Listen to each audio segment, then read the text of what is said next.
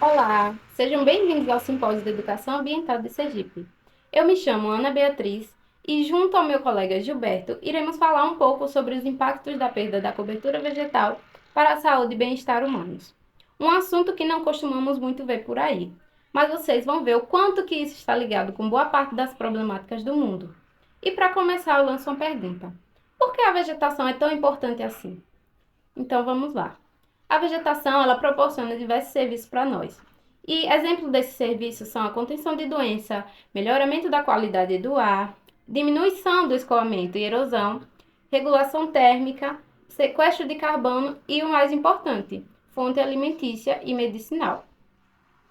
Adentrando um pouquinho sobre esses tópicos, vamos falar um pouquinho da contenção de doenças. A falta dessa vegetação, ela pode influenciar o contato entre animais selvagens e domésticos e humanos também. Ou seja, a falta dessa vegetação, ela vai influenciar com que haja a interação entre esses três fatores, os animais selvagens, domésticos e humanos. A supressão dessa vegetação, no caso, ela vai influenciar com que os animais saiam de seus hábitats por falta de recursos e vão atrás desses recursos alimentícios, por exemplo, em lugares antropizados, como as cidades. E lá nesses lugares que são antropizados, eles vão encontrar animais domésticos e humanos também. E essa interação pode passar zoonoses, uma troca de zoonoses, tanto para os animais selvagens como os domésticos e também os humanos. E 50% das zoonoses que ocorreram no mundo, elas estão associadas a fatores agrícolas em regiões tropicais e de desmatamento rápido. Ou seja, esse desmatamento ele tem uma associação com 50% das zoonoses ocorridas. E dentre esses exemplos, temos a malária, leishmaniose, ebola e nipah. A malária e a leishmaniose ocorreram estudos aqui no Brasil que associaram o desmatamento, o aumento do desmatamento, com o aumento da frequência de casos de malária e de leishmaniose. E adentrando um pouquinho sobre o melhoramento da qualidade do ar, a cobertura vegetal contribui para a fixação da poeira do ar. A vegetação, ela filtra o ar e tira essas partículas tão prejudiciais para a nossa respiração. E absorve também o gás carbônico gerado por várias atividades humanas. Um exemplo de atividades humanas que interage bem com isso são as queimadas da vegetação, o que também impede que as árvores filtrem, a vegetação, no caso, filtre esse ar, porque as próprias árvores estão sendo retiradas. Essa vegetação também vai causar um benefício para nós, que é a diminuição do escoamento e da erosão. E esse vai ser proporcionado pelas suas raízes, que fixam o solo no seu devido lugar. E impede que a água carregue esse solo. E assim, impede também que os rios alterem seu curso, o que a sua falta faz com que aconteça. E também impede com que haja deslizamentos de terra e enchentes também. E já foi testado que, por exemplo, os mangues, eles funcionam como uma zona de amortecimento para as marés. Por exemplo, no exemplo de um tsunami, no caso de ocorrer um tsunami, esse manguezal, ele vai amortecer a força desse tsunami e acaba sendo um benefício para nós também. Essa vegetação também proporciona a nós regulação térmica. A sombra que essa vegetação produz e também a sua evapotranspiração, ela vai ajudar na regulação dessa temperatura. E a gente vê muito em cidades grandes que são pouco arborizadas o calor intenso, principalmente com essa onda de calor que está tendo recentemente. Vai também proporcionar a regulação do clima local e a falta dessa vegetação vai causar o superaquecimento, como o exemplo que eu dei das cidades pouco arborizadas. Uma característica também muito importante dessa vegetação é a sua incorporação do carbono na sua biomassa, ou seja, o sequestro de carbono, que vai retirar da atmosfera esse carbono e vai incorporar exatamente a sua biomassa ao ponto que vai crescendo. E também, como todo mundo sabe, né, ela retira o CO2 e, no caso, o dióxido de carbono, e acrescenta o O2, o oxigênio, que é vital para a nossa sobrevivência também. E também contribui para amenizar o efeito estufa com essa contenção do carbono, né?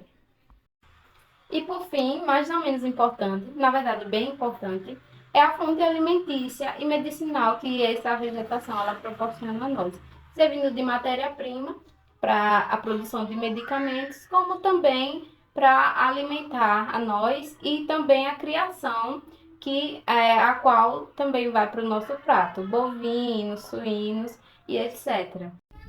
Agora que nós já entendemos a importância da vegetação, é importante sabermos a causa dessa supressão de vegetação, o porquê que existe essa diminuição da vegetação cada vez mais. Basicamente, é o desmatamento. E a maior causa desse desmatamento aqui no Brasil, por exemplo, é a agricultura. Como também seguidamente do pastoreio descontrolado, a criação de animais de pastoreio, a mineração, que é um problema que ocorre muito na Amazônia recentemente, a expansão urbana, o aumento das cidades, as queimadas que estão muito ligadas à agricultura, a infraestrutura também, a construção de barragens, por exemplo, que acabam tendo que desmatar áreas muito grandes, e também as atividades industriais pelo mesmo motivo e também por conta da poluição que gera essas atividades. E as causas desse desmatamento estão também diretamente ligadas ao surgimento de doenças, na verdade, à prevalência de doenças, como asma, bronquite, sinusite e rinite, devido principalmente às queimadas, por exemplo, que acabam acarretando numa suspensão de partículas no ar que acabam prejudicando nosso sistema respiratório. Voltando um pouquinho para lá no início, quando eu citei aquelas zoonoses, vamos adentrar um pouco sobre o contexto em que elas ocorreram. O exemplo do Nipah ocorreu na Malásia em 1997 e com a expansão agrícola, o que acabou acarretando no desmatamento, os morcegos, em busca de recursos de alimento, foram para o meio agrícola e acabou tendo contato com porcos da região, porcos que já habitavam aquele local e provavelmente acabaram se alimentando de frutas que esses morcegos acabavam também se alimentando, já mordiscadas, e acabaram contraindo esse vírus e passando esse vírus para os humanos, o que acarretou em vários casos de inflamação cerebral e muitas mortes também. Outro caso é o da ebola, na África Oriental, que ocorreu por volta de entre 2014 e 2016, que também foi acarretado pelo desmatamento, que acabou aproximando os morcegos também dos humanos e acabou ocorrendo essa interação e passando o vírus desses animais selvagens para os humanos. Há estudos que associam o desmatamento com a maior reprodução do mosquito Anopheles, que é o causador dessa doença, devido à borda dos fragmentos que são causados pelo desmatamento terem um ambiente favorável para a reprodução desses mosquitos, o que acabou favorecendo a sua reprodução imensa e aí acarretando também no aumento da prevalência dessa doença nos humanos naquela área. Dando continuidade à nossa conversa sobre os impactos na saúde e bem-estar, vamos falar da relação entre desmatamento e saúde mental. A supressão de áreas verdes pode contribuir com o aumento do estresse e ansiedade nos indivíduos, e há um efeito benéfico de áreas verdes urbanas na saúde mental dos indivíduos que é comprovado por diversos estudos. E esses achados, eles podem ajudar na compreensão de como o meio ambiente urbano pode afetar a saúde mental da população. Alguns benefícios à saúde derivados dessa exposição a áreas verdes podem ser listados como, por exemplo, a redução do estresse, o desenvolvimento cognitivo, o aumento da atividade física, a modulação de doenças infecciosas, o aumento de interação social, a mitigação de ruídos, regulação térmica, produção de alimentos e filtro de poluentes atmosféricos. Todas essas funções desempenhadas pelas áreas verdes, direta e indiretamente aos indivíduos. Toda essa nossa conversa, ela gira em torno dos Objetivos de Desenvolvimento Sustentável, que visam diminuir os impactos causados pelos seres humanos ao nosso meio ambiente. Falando um pouco dos dados sobre o desmatamento no Brasil, recentemente, em 2022, foi feito um levantamento da área total desmatada em hectares, e o número já ultrapassava 2 milhões de hectares naquele ano. Entre 2019 e 2022, a área desmatada superou 6 milhões de hectares, o que equivale a um estado e meio do Rio de Janeiro. E eu trago um questionamento para você. Existe solução para o desmatamento? Se existisse, seria muito bom.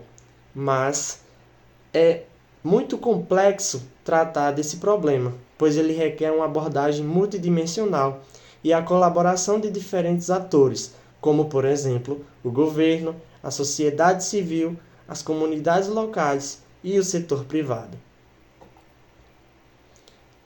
Ainda sobre o mesmo questionamento, trazemos aqui algumas soluções ou medidas para diminuir esses impactos, como, por exemplo, o fortalecimento das leis e regulamentações ambientais, a fiscalização e monitoramento por parte de órgãos do governo, por exemplo, o investimento em educação ambiental, que infelizmente é uma área pouco divulgada, promoção da agricultura sustentável, evitando o uso, por exemplo, de químicos, de agrotóxicos, regulação fundiária, o incentivo à economia verde e a cooperação internacional entre os países. Aqui eu deixo meus agradecimentos ao primeiro Simpósio de Educação Ambiental de Sergipe pela oportunidade de fala e eu vou ficando por aqui.